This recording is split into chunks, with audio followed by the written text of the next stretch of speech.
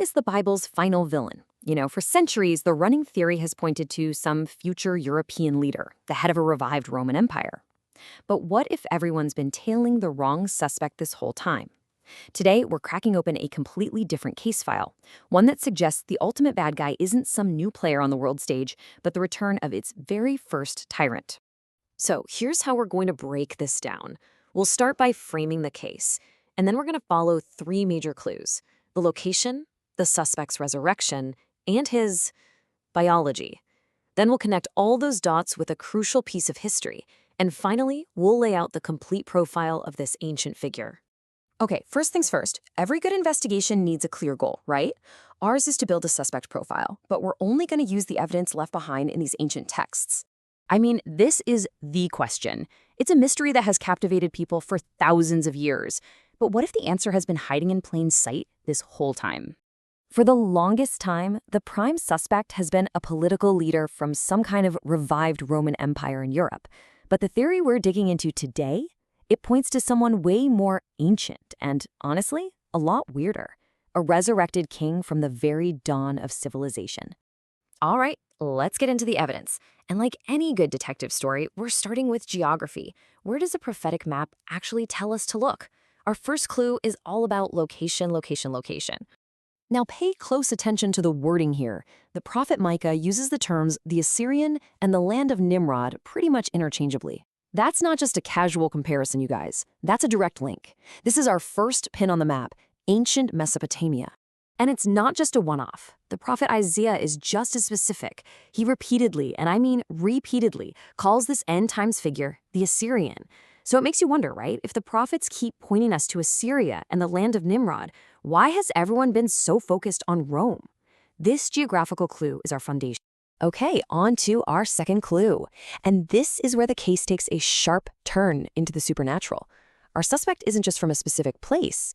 He's from a completely different state of being. The book of Revelation describes the beast with this really strange timeline. He was, then he is not, and then he shall ascend out of the bottomless pit. Now that word ascend is everything. This guy isn't born in the usual way, he returns, and he returns from a very specific and pretty notorious place. Now this is a super important distinction we have to make. The abyss isn't the general place of the dead, what the Bible calls Sheol or Hades. No, this is more like a supernatural maximum security prison. It's a holding cell for fallen angels and some very unique spiritual criminals. So if our suspect comes from there, he's not just a dead guy coming back to life. He is something else entirely. So how does this connect back to an ancient king? Well, Revelation lays out this little puzzle. It says the beast is one of 7 past kings who then comes back to become an 8th. So if you follow that logic, who was the first king of the very first world empire? Babylon? That would be Nimrod. This prophecy gives us a potential mechanism for a super ancient king to return as the final one. Okay, that brings us to our third and, I gotta say, most unusual clue. We've looked at the geography, we've looked at his supernatural origins. Now, let's check out the evidence of his biology. At first glance, this verse from Genesis seems pretty straightforward, right? But the entire clue, I mean the whole thing, hinges on a tiny little phrase, he began to be. See, in the original Hebrew, this phrase suggests a process, a transformation. It's not saying Nimrod just grew up to be a strong guy. It's saying he underwent a fundamental change. He became something he wasn't before. So what exactly did he become? The Hebrew text calls him a Gibborim. Now here's the kicker. When this was translated into Greek a few centuries before Christ, the scholars chose the word gigos. And you know what gigos means in Greek? Giant. This is a direct linguistic link to those supernatural hybrids from Genesis 6, the Nephilim. And if you think that's a stretch, get this. The Epic of Gilgamesh, which is the parallel Babylonian story that many scholars believe is about Nimrod, describes its hero as being 2/3 God and 1/3 man.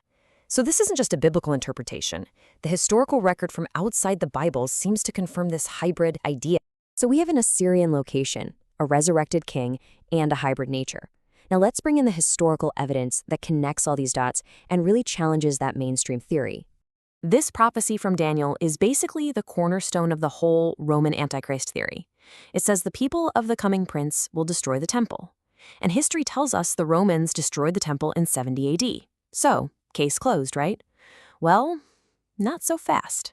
The common assumption is that the soldiers were ethnically Roman, from Italy. But the Roman historian Tacitus, who was actually writing at the time, tells a completely different story. The legions that sacked Jerusalem were recruited locally, from Syria and the surrounding regions, the exact area of ancient Assyria. So they were Roman soldiers by uniform, but they were Assyrian by blood. And here's the linchpin. If the people who destroyed the temple were ethnically Assyrian, then the prince they serve must also be of Assyrian lineage. The historical evidence doesn't actually point to Rome. It circles right back to Mesopotamia. All right, it's time. Let's assemble all of our clues and take a look at the final profile. We've followed the map, we've examined the supernatural evidence, and we've checked the historical record. So let's review the final profile, the rap sheet, if you will. Geographically, he's known as the Assyrian. His origin, he's resurrected from a supernatural prison. His biology, he's a Gibborim hybrid, a giant. His historical alias is Nimrod or Gilgamesh. And finally, the connection. He is the prince of the very same ethnic people who destroyed the temple back in 70 AD. When you put all the evidence from this source together, the conclusion is pretty stunning. The final beast isn't some unknown politician from the future. He is history's first rebel king, the original globalist, the builder of Babel, brought back for one last confrontation. He is Nimrod. And that leaves us with one final and kind of chilling thought. Nimrod's first big project was the Tower of Babel, an attempt to unite humanity against God.